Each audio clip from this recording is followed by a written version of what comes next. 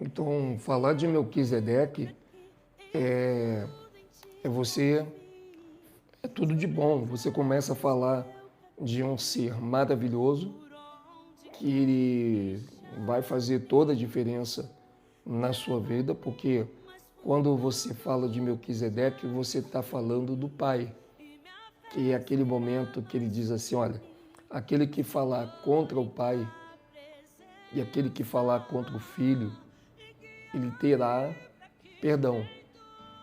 Mas aquele que falar contra o Espírito Santo, esse não terá mais perdão.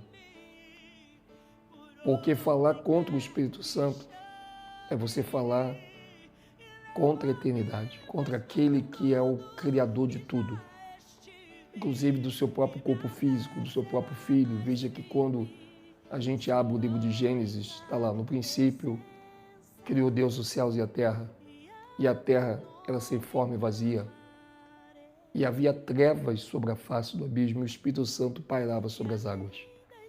Veja que o Espírito Santo, ele paira sobre exatamente aquele que vai ser a tua parte física. E é por isso que nós temos a terça parte do nosso corpo é água. Ou seja, nós temos essa parte física dentro de nós de Melquisedeque. Você vê que por que você vai ressuscitar? Porque você pode ver quando a pessoa morre, a primeira coisa que começa a sair desse corpo de morte é a água. Porque a água ela não vai ser destruída. A água ela não se decompõe, ela não entra em putrefação. Mas é a sua água. Essa água que está em você, ela pertence a você. Por isso que você está ligado, é como se tivesse uma briga entre a vida e entre a morte. É como se a vida dissesse, sua alma tem que voltar um dia, mesmo que esse corpo estrague. E a morte dissesse, não vou deixar, eu não vou permitir que isso aconteça. Você vê que interessante que são essas teses, essas informações, como que elas se conversam.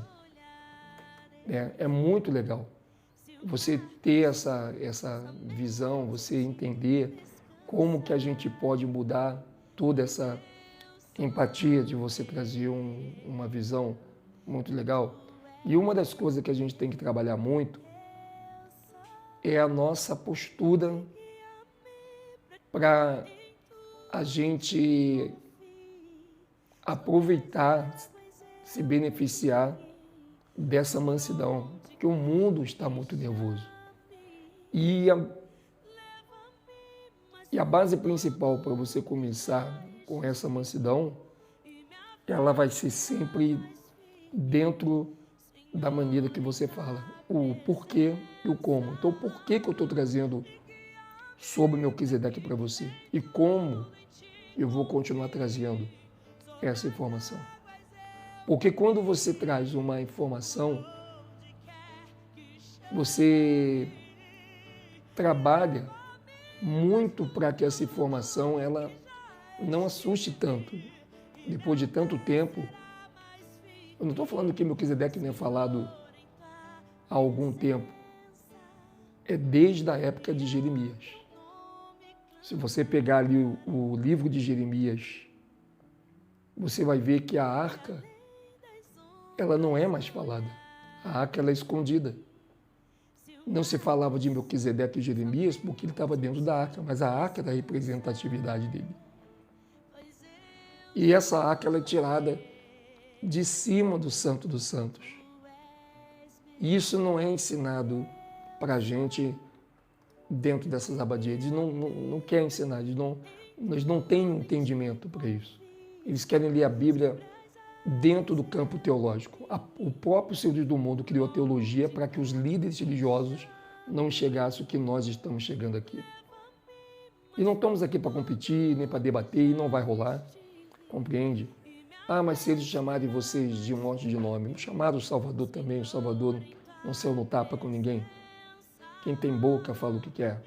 Cada um dará conta de tudo aquilo que ele falar no dia do juízo. Então, para que eu vou precisar fazer justiça se já tem um juízo para quem fala o que quer? É eu que tenho que cuidar com o que eu falo.